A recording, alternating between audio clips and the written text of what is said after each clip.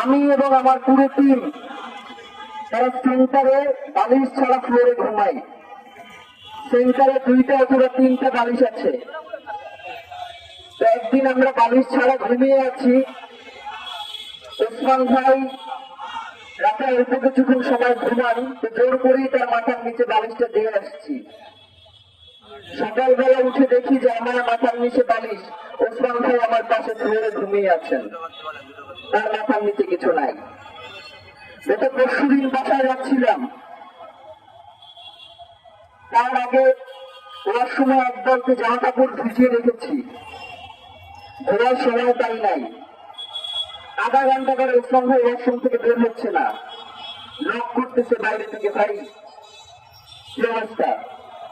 আমার সেই সমস্ত জামা কাপড় সেই ওসমান হাবি ধুয়ে পরে দেখি যে সে শুকাতে দিয়ে যাচ্ছে।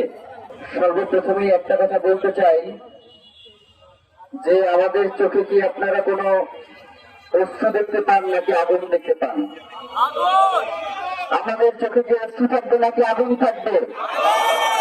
সেই আগুনের পরাজয়ী শক্তিকে ধ্বংস করে দিতে আমরা সবাই একতাবদ্ধ হব। শোনেন ভাই, ওসমান ভাই আর অন্য কেউ হবে না। আমরা মাঝে মধ্যে অনেকেই বলবার চেষ্টা করি যে এক হাতে চলে গেলে লক্ষ হাতে জন্ম নিবে,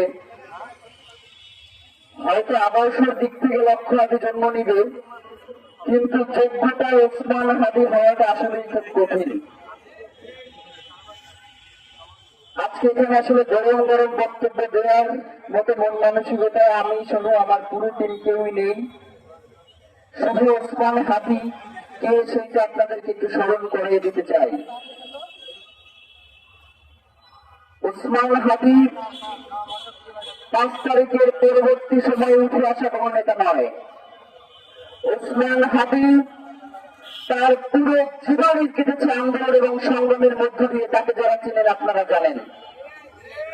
ওসমান হাদি তার শিক্ষা জীবনের প্রতিটি পর্যায়ে তিনি এই আন্দোলন সংগ্রাম তার নিজ নিজ জায়গা থেকে চালিয়েছেন।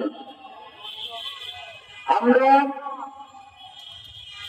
সবাই এখানে যারা উপস্থিত হয়েছি, আমরা সবাই চাই ওসমান হাদি ভাইকে আল্লাহ তাআলা হায়াতে তাইয়্যিবা নসিব করেন। ভাইরা, ওসমান হাদি ভাইকে তার পরিবারের জন্য কিছু করেছেন, ওসমান হাদি ভাইকে তার নিজের জন্য কিছু করেছেন। ওসমান হাদি ভাই সবসময় বলতে বাংলাদেশের স্বাধীনতা এবং সার্বভৌমত্বের কথা। ওসমান হাদি ভাইয়ের কণ্ঠে আমরা সবসময় ইনসাফের কথা শুনতে পাইতাম। অনেকেই ওসমান হাদি ভাইকে বিভিন্ন ভাবে ব্যক্ত করার চেষ্টা করেন যার যার জায়গা থেকে। একই সাথে ওসমান হাদি যেভাবে বাংলাদেশের আপনার জনসাধারণের নেতা হয়ে উঠছেন, ঠিক তেমনি ভাবে ওসমান হাদি তার পরিবারের কতটা খেয়াল রাখেন আপনারা হয়তো কেউ জানেন না। আপনাদেরকে 2টা ঘটনা বলি। আমি এবং আমার পুরো টিম তারা সেন্টারে বালিশ ছাড়া ফ্লোরে ঘুমাই। সেন্টারে 2টা অথবা 3টা বালিশ আছে। তো একদিন আমরা বালিশ ছাড়া ঘুমিয়ে আছি। ওসমান ভাই রাতে অল্প কিছুক্ষণ সময় ঘুমান, তো জোর করেই তার মাথার নিচে বালিশটা দিয়ে আসছি। সকালবেলা উঠে দেখি যে আমার মাথার নিচে বালিশ, ওসমান ভাই আমার পাশে ফ্লোরে ঘুমিয়ে আছেন, তার মাথার নিচে কিছু নাই। গত পরশুদিন বাসায় যাচ্ছিলাম, তার আগে ওর সময় একদলকে জামা কাপড় ভিজিয়ে রেখেছি, ঘোরার সময় তাই নাই।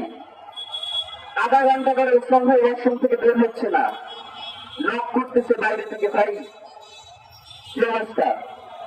আমার সেই সমস্ত জামা কাপড় সেই ওসমান হাবি ধুয়ে পরে দেখি যে সে শুকাতে দিয়ে যাচ্ছে। সুতরাং ওসমান হাবির সাথে আমাদের যেই সম্পর্ক তৈরি হয়েছে, সেইটা কোনো রক্তের সম্পর্ক নয়। অনেক সময় রক্তের সম্পর্ক ছাড়িয়ে অনেক সম্পর্ক তৈরি হয়ে যায়। ওসমান হাদি ভাই সবসময় একটা কথাই বলেছেন যে